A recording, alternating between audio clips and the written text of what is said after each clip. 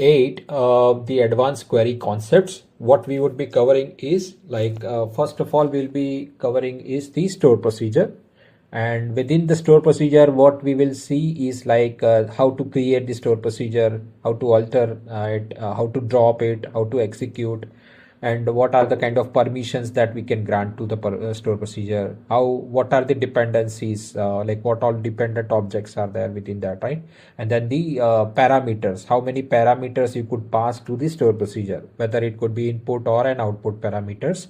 Then the third type is like the returning a data from a store procedure. How can we return the data from a store procedure? Then the fourth kind is like the recompiling. How can we recompile the store procedure? Okay, and then the renaming of the store procedure, that we will see.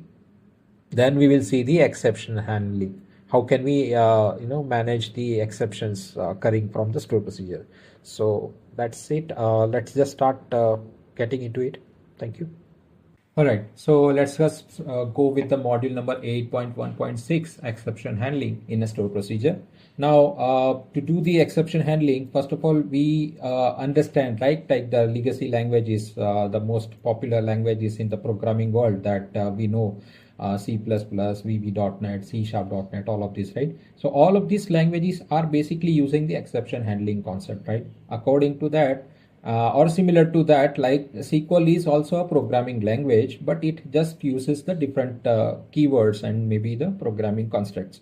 So, but still, the exception handling part of the code remains same. Basically, the logic remains same, or maybe the construct remains same in transact SQL as well, or maybe in the SQL Server. So let us just understand the construct, like how it works. So first of all, we'll understand the try keyword. What is try? As we all, if you are familiar with the any of the existing programming language, if you are from the IT background or maybe the engineering background, so you might know like what are the C++ languages are there, and in that which those languages we use the exception handling, in which like the try catch block and then the finally block usually comes, right?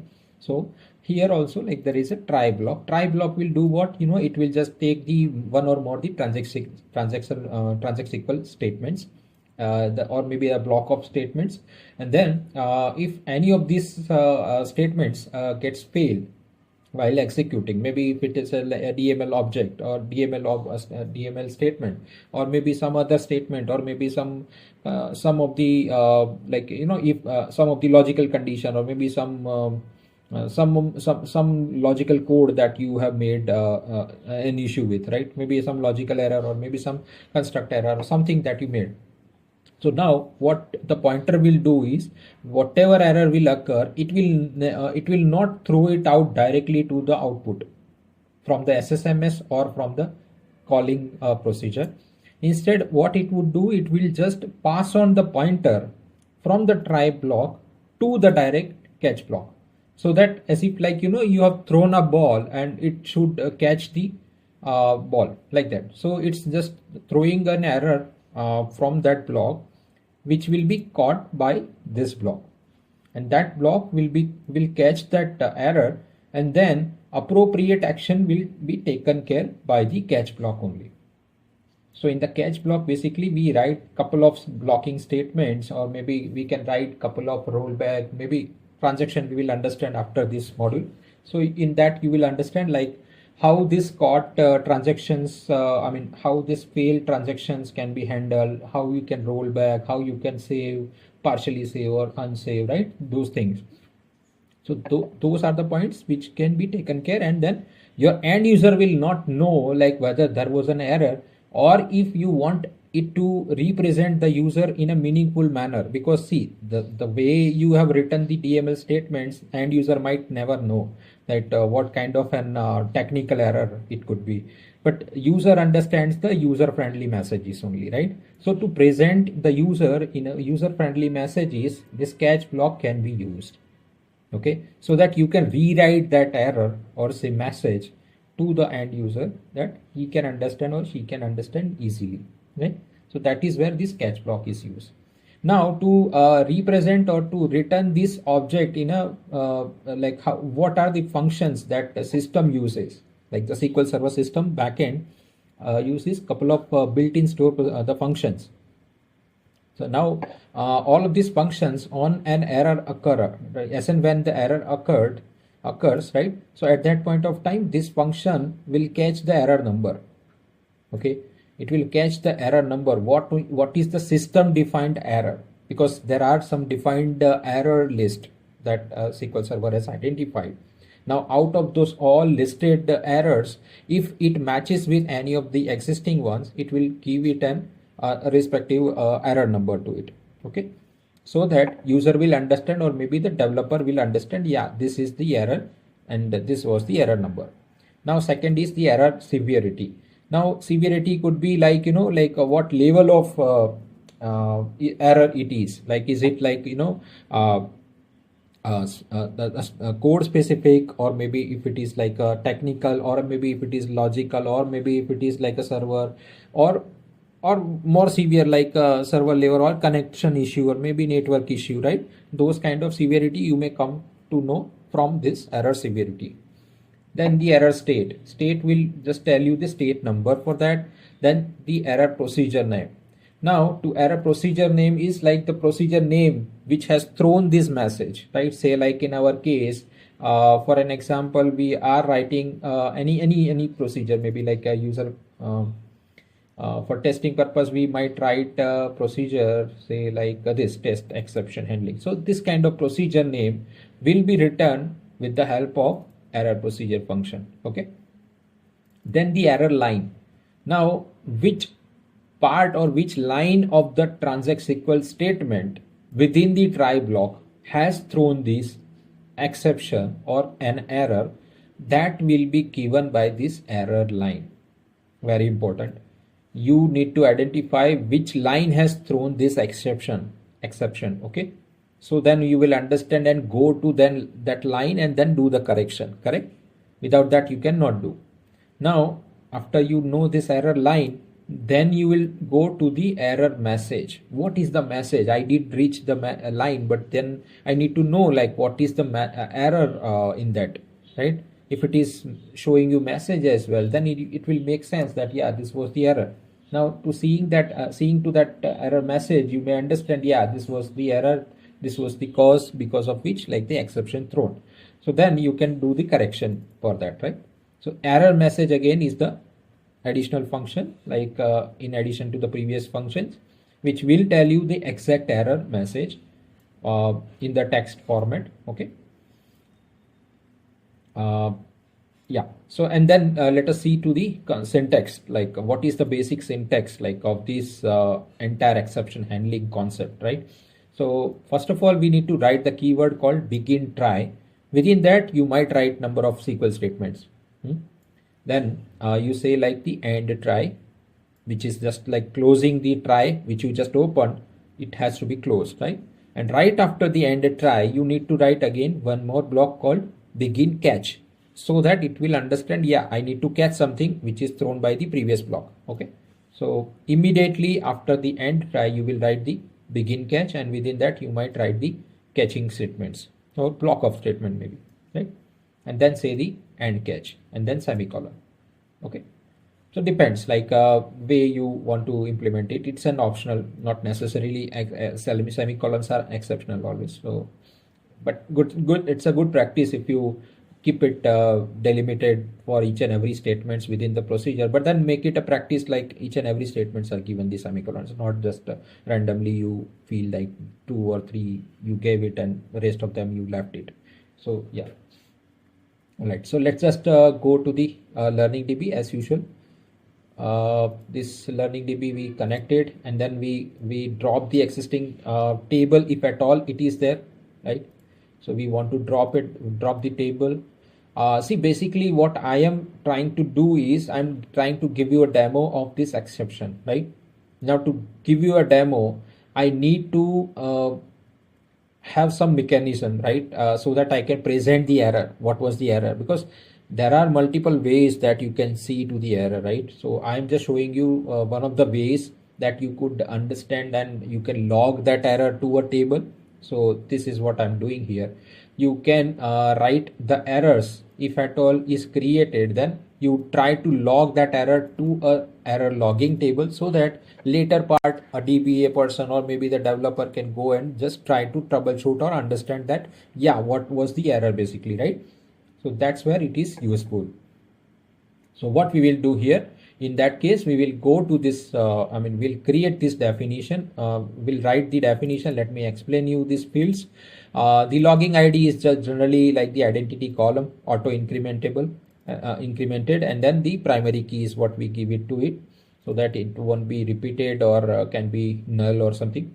Or then the log date time is what we will give, so that each and every record will be logged with a particular timestamp or maybe the date and time, right? So we are giving a default constraint to it. Okay, then we need to know like which user has executed this process when this error occurred, right? So then we need to log this username. We need to log the DB name, like from which database the error has been thrown. Then we need to log the particular server name. So from which server the database the user has executed this process, right? So then the log server will also help you to understand the server name. Then the error number, precisely what error has occurred, right? Then the severity, then the error state, and then the procedure name, like which has caused this error, right? Then the alternative way. See, suppose sometimes you may have directly, you may be passing directly from the store procedure, or you might be directly trying to fetch the like error causing store procedure, but then sometimes you do not know exactly. You just know like from the outside you just want to pass the alternative way. So that is what I'm just showing you with the procedure ID based store procedure name. Okay, so this is an alternative way how you can retrieve it. I'm just trying to help you understand the alternative way than the store procedure name. Maybe sometimes some maybe like a scripting way or some other way you have to derive the name of a store procedure, then you can use this also. Okay, then there is an error line column, and then error message column. All of this like can varchar, and rest of them are like name as integer or something. Now we will try to create the store procedure which will log the error to this table. Okay, there are two procedures that we are going to create. The first one we will create is to log the error, so that as and when the exception is thrown, the store procedure will call another procedure to log this error. Whatever error has been caused, that error will be logged by this new procedure and will be returned to a table for your reference sake, right? Because sometimes you may just throw the error using the print statement, or maybe through select statement you can return it, that's fine. But still, if it is not logged, then for the later purpose, or maybe say number of transaction has caused this error, then how will you track it, right? So this will easily help you, like what has actually caused this error, right? So logging it to a table will be much more beneficial. So for that sake, I'm just explaining you about the SQL table logging to an error, logging the error. Now let us just drop in case if the procedure exists, and try to create the procedure which is like the USP get error details, in which like we'll be passing one parameter. See, I deliberately created this additional column, as I told you, right? Additional way I wanted you to show, or I wanted you to understand that what is an alternative way you can, I'll come to know that what is the procedure name which has thrown this exception, right? So this is an alternative way I'm giving you.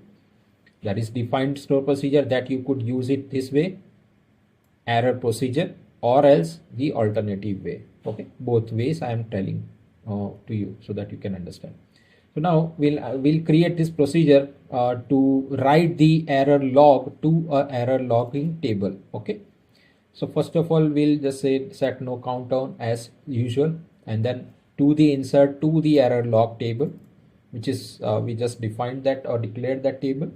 So now each and every step-by-step columns we'll try to understand, and then write it here in the form of comma separated values.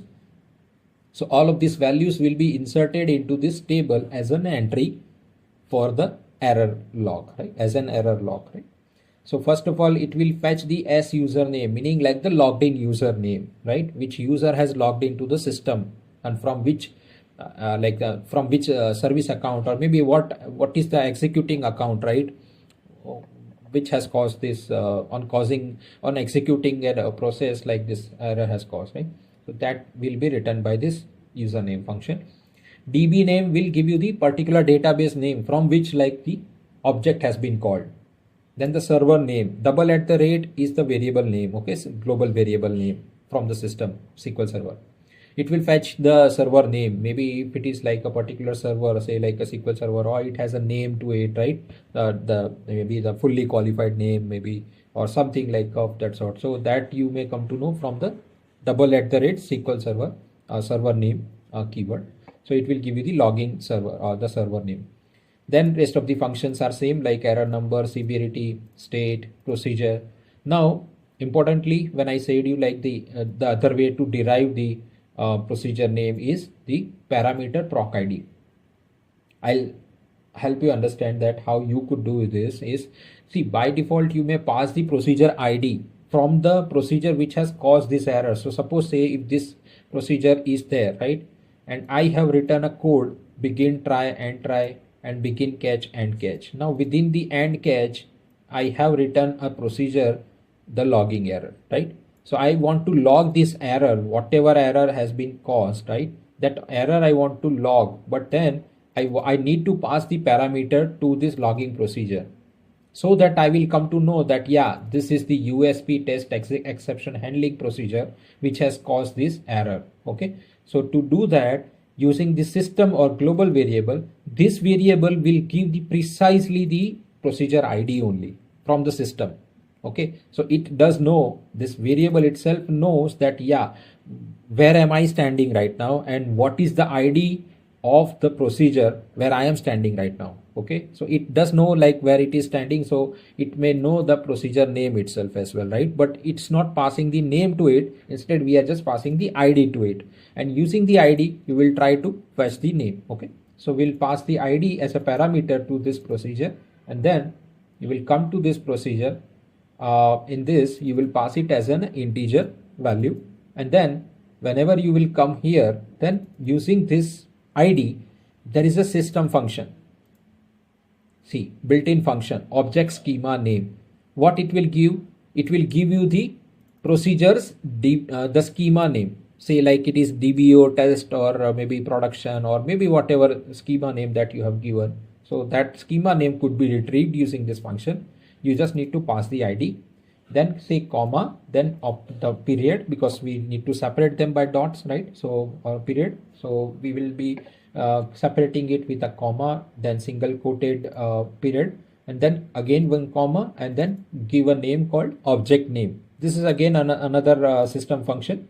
What it will do is like it will just fetch the name of a procedure by using this procedure ID. Okay. So combining both of this using a concat function, which is again a system function.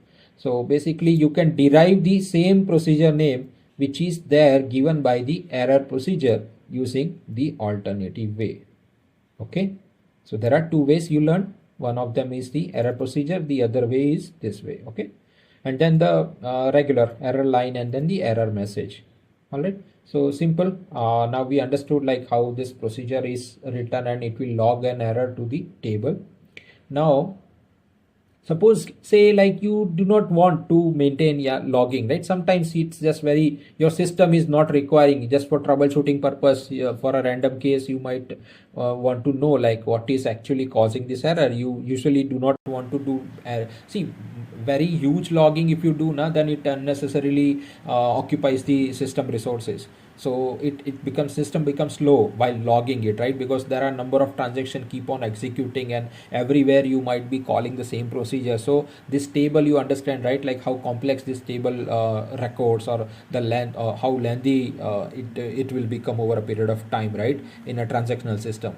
So in a case to avoid that, sometimes people just do not want to log it to the database. Instead, they would just like to know that what was the particular error, or to troubleshoot something. So in that way, you might need to just write the select statements only. You do not need to log it to the table. Okay, so you might not log it there, and you will just directly give a call to the select statement, instead of just writing to table, you can just use it this way. So let us just understand both the ways executing it. All right, so uh, let me first keep it commented for now. So you will see both the options. The first option is to log the error to a table. We'll see first that one, and then secondly we will see to this option B, which is the returning as a data set or result set. All right, now for giving a call to this error procedure or error logging procedure, you need to create a procedure which will cause this error, right? So we have created a sample or test procedure. So let us create it under the learning DB. We are already into that, so nothing to worry. Now let's just give a drop in case if the procedure is already present under the database, then maybe during my testing I might have it created. Let me double check it if it was there or not. If it was there, yes, yeah, it does exist. So what I need to do is I need to drop it, right? So I need to select it and then do drop of the procedure. So it's dropped. Now I will try to create it.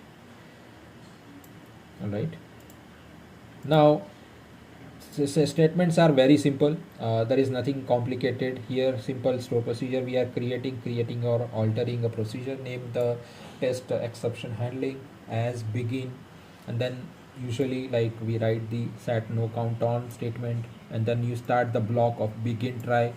Then you give a comment called generate divide by error, so that user will understand, yeah, what was the purpose of writing this statement, what it will do. It's always suggested like you, for a meaningful understanding, you write a comments will help the developer or maybe your seniors to understand what is the logical code that you have written.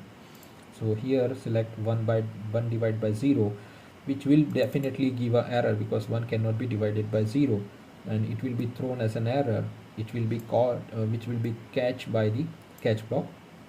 There we will be calling our procedure which we just created earlier, right? We gave the name as USP get error details. The same name is what we are going to give here. Execute is the command dbo.usp get error details at the rate parameter name, and to which you will be passing as a value is the system or say like a global variable, which is like the double at the rate PROC procedure ID. Okay, so that is short name like proc ID. So is what it will pass it to this parameter of the procedure, and then the call to the error logging store procedure will happen, right? So let's just create this. Okay, I did not create the earlier procedure even. Let me just create both these together. All right, we created both of them together, and now let us just time to test it, right? So now what we will do, we will just execute this procedure so that it will log the error to a table. Now before logging an error to the table, let me double check whether there is an error, because since we already dropped the table and created it, there shouldn't be any issue. But always make it a practice, like before you execute the testing procedure, you make sure that there is no similar or maybe the past records present relevant to your scenario, right? For that sake, I am just double checking here. All right, I forgot to create the table as well, so let me create it. All right, let me create the table as well. All right, so we created it. Now there is no issue of executing. Still, if it is created or not, make sure just, yeah, so table is created fine now. And now if you want to test it, you can execute this procedure. Let's just execute. Now in the output you see you do not see the error column because there is an error definitely. So that message or say any value will not come over here, even nothing will be displayed in the message tab.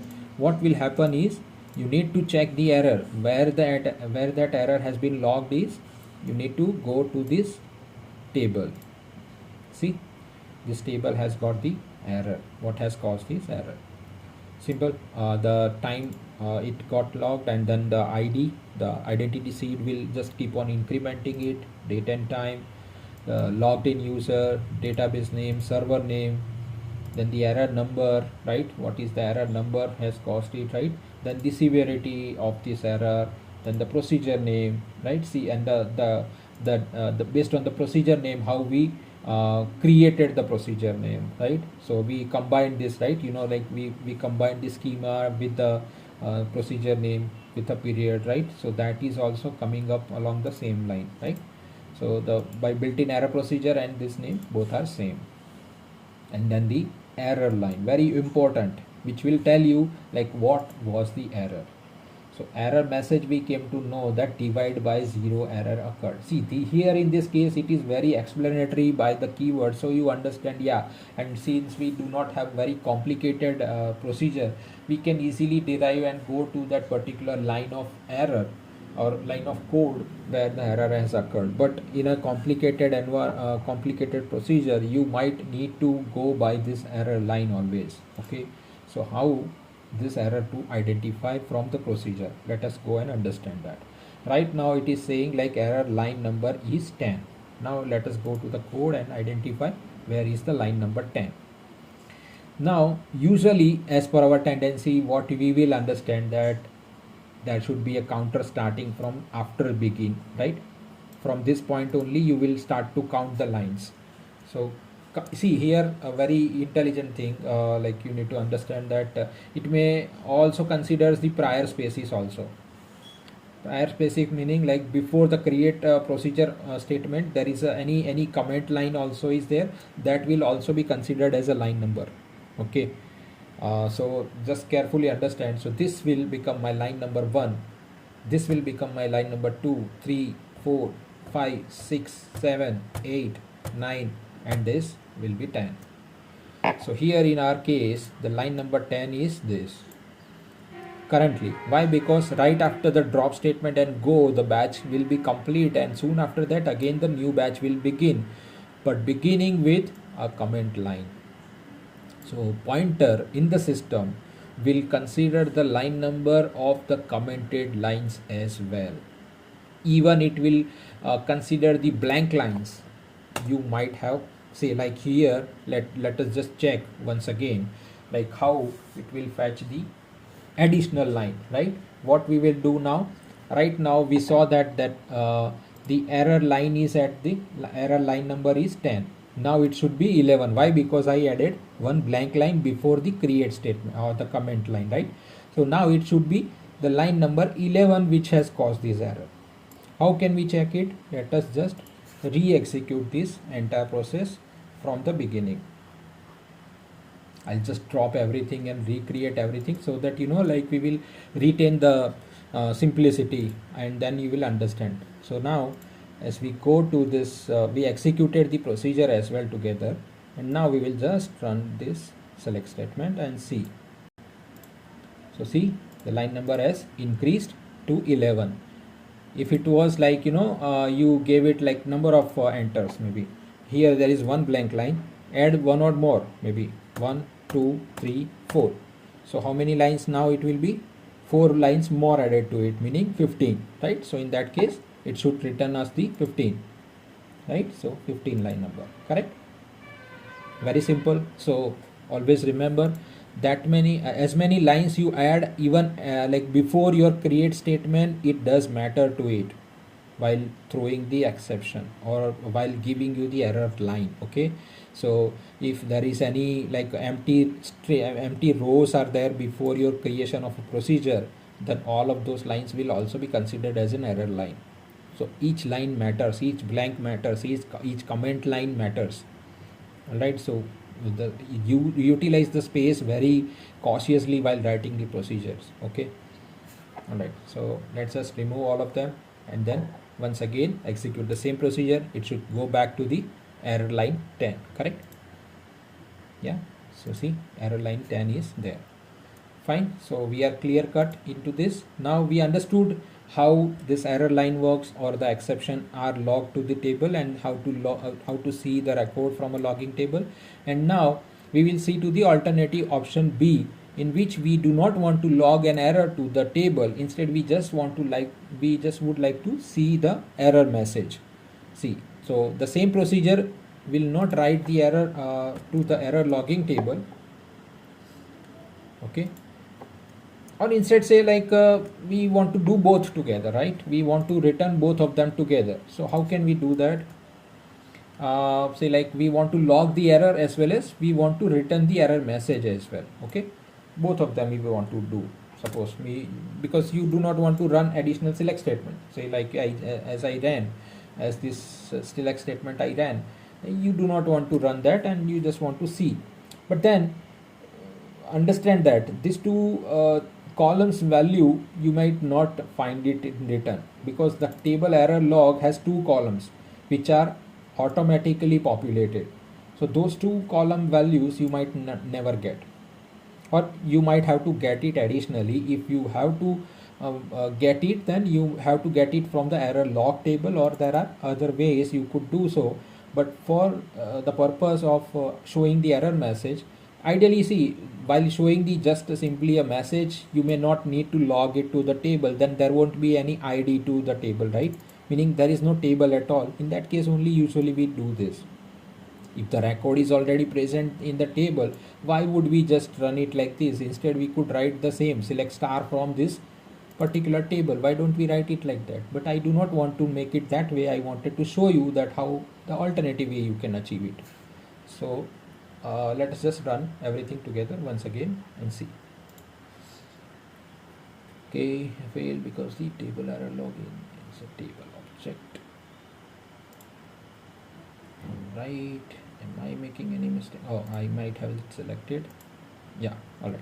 So see cautiously, this is my select statement which is returning me the error specific information from my error logging procedure. Okay, it is not using any of the table values. It's not using the table values, otherwise it would have written me the log ID and log date time as well, right? But it's not returning that. Why? Because to retrieve this you might need to use the alternative ways, meaning like the system identity you need to find, or maybe the identity functions you might need to use, or maybe there are a couple of alternatives that you can use it for that, right? So let me explain you this scope identity, and then double @ identity, all of this, and ident current. All three of these could be used in that case, and each of them have their different concepts, right? I might explain it in a later state. For now, let us just go back to here and then try to understand like what is the purpose. We just wanted to show the message to the user, do not want to log the error to the table. Then this way you could return the error message. Okay, that's it. Very simple example and very easy way to understand it. Then if you do not want to log the error to a table, you just comment this line from here till this select ends, and then comment this much line, and then straight away it will just throw the error message straight away from your procedure for the store procedure. Okay, so that's it I want to cover here in this. Thank you.